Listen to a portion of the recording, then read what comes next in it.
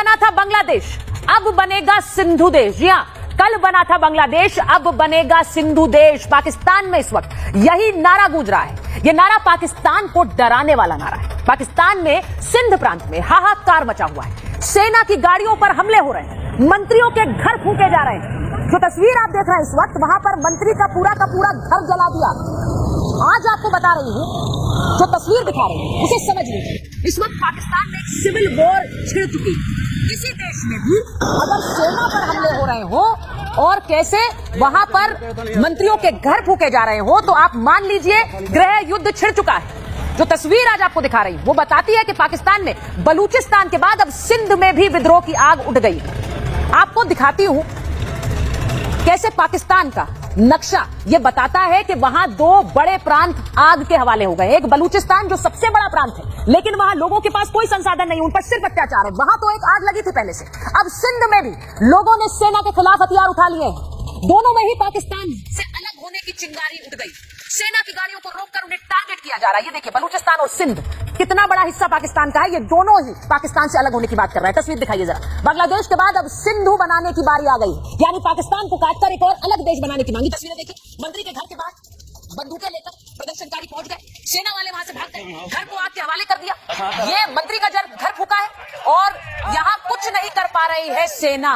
यहाँ गाड़ियों को रोक रोक कर चेक किया जा रहा है। अगर सैनिक हैं तो उन्हें उतारा जा रहा है। जरा सुनिए वहां नारेबाजी क्या हो रही है। आपको पहले वो सुनवा देती हूँ, क्योंकि आपको पता चलेगा कि वहां आम लोग कैसे अब अलग सिंधु देश बनाने की बात करें। जरा इसे सुनवाइए।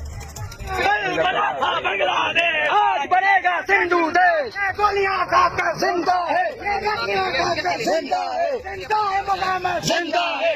ये जो दहशतगर्दी है उसके पीछे वर्दी है। हाउस से हम लोग कहता नहीं यार, बड़े रह रहा था पता हूँ ऐसा कब्जा खाली हाउस से हम लोग कहता नहीं यार। ये गोलियों की आवाज आप सुन रहे हैं, ये पाकिस्तान के सिंध जो अलग सिंधु देश बनाने की मांग कर है, इसी के केंद्र में। इसीलिए मैं कह रही हूँ पाकिस्तान में सिविल वॉर छिड़ गई है। बलूचिस्तान में तक गई और सिंध को रखने के लिए पाकिस्तान की तस्वीर बना, क्योंकि पाकिस्तान में कोई कंट्रोल नहीं हो पा रहा है। इसीलिए दुनिया को दिखाने के लिए पाकिस्तान में सब ठीक है, वहां के जनरल ने अपना प्रमोशन कर दिया। आज महाभारत में आपको ये भी बताऊंगी कि कैसे आसिम मुनीर फील्ड मार्शल नहीं, फील्ड मार्शल है। फील्ड मार्शल ये क्यों कह रही हूँ, क्योंकि पाकिस्तान में जंग हारने का इनाम प्रमोशन है। हारे हुए जनरल आसिम मुनीर को प्रमोशन मिला है, या फिर मैं कहूँ खुद आसिम मुनीर ने अपने आप को सेल्फ प्रमोट किया है। फील्ड मार्शल खुद को बना लिया है 5 स्टार जनरल, यानी कि पाकिस्तानी सेना का हाईएस्ट सर्विंग रैंक।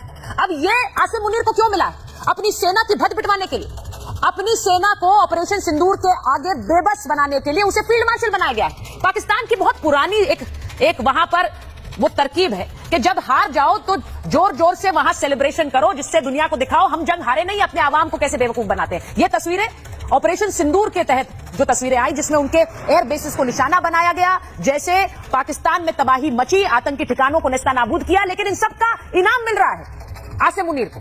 इसीलिए मैं कह रही हूं वो फील्ड मार्शल नहीं बनाया गया है, वो फील्ड मार्शल है। जो अपनी सेना की भद्द पिटवा दे वो फील्ड मार्शल, वो फील्ड मार्शल नहीं।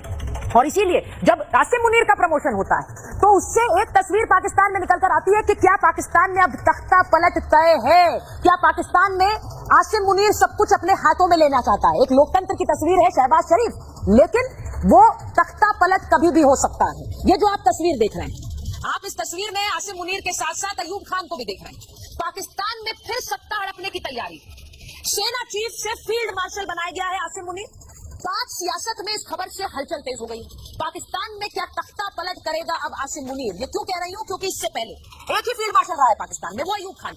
अयूब खान के बाद दूसरा फील्ड मार्शल आसिम मुनीर है, और अयूब खान 1959 से 67 तक इस पद पर रहा। अयूब ने भी कैसे फील्ड मार्शल बनने के बाद वहां पर तख्ता पलट किया था, वहां की सरकार को अपदस्त करके खुद राष्ट्रपति बना था अयूब खान। अयूब बाद में पाकिस्तान का सैन्य तानाशाह भी कहलाता रहा। अयूब खान का सैन्य करियर विवादों से भरा रहा है, और अब आसिम मुनीर का करियर भी विवादों से कम नहीं है।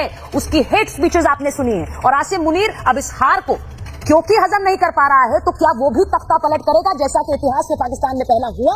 अयूब खान ने तख्ता पलट किया था, और अब जो दूसरा फील्ड मार्शल बना आसिम मुनीर, क्या ये भी तख्ता पलट करेगा? आज महाभारत में इस पर भी बात करूंगी। इसी के साथ साथ बात महाभारत में यह भी करूंगी कि क्या हाफिज के लिए भारी थे 48 घंटे, क्योंकि हाफिज सईद लश्कर का वो आतंकी जो कि दुनिया की मोस्ट वांटेड लिस्ट पर है, उसके 2 करीबी पिछले 48 घंटे में मारे गए। लश्कर ए तैयबा के 2 आतंकी और हाफिज के बाएं और दाएं हाथ, ये कहना चाहिए। सैफुल्लाह की हत्या की खबर आपको मैंने 2 दिन पहले महाभारत में बताई थी, ये वो आतंकी है जिसकी तस्वीर आप देख रहे हैं। और इसी के साथ साथ अब हमजा के मारे जाने की खबर आई है, यानी कि हाफिज के बेहद करीबी लश्कर के 2 आतंकी पिछले 48 घंटे में मारे गए, ये ढेर कर दिए गए। और अब बारी क्या हाफिज सईद की है, आज सवाल ये पूछ रही हूं, क्योंकि हाफिज सईद के करीबी अगर इस तरह से अज्ञात हमलावर के निशाने पर आ सकते हैं, तो क्या हाफिज सईद भी अब कभी भी अज्ञात हमलावर के निशाने पर आ सकता है? इसीलिए कह रही हूं 48 घंटे भारी रहे हाफिज सईद पर। अगले 48 घंटे क्या होगा ये कोई नहीं जानता है। हाफिज सईद को पता है कि वो अज्ञात हमलावर के निशाने पर है, उसकी जितनी भी सुरक्षा बढ़ाई जाए, उसे जेल में सुरक्षा के लिए रखा जाए, लेकिन टारगेट पर हाफिज सईद है। आज मैं इसकी भी बात करूंगी, एक छोटी सी रिपोर्ट देखिए, उसके बाद महाभारत। चलो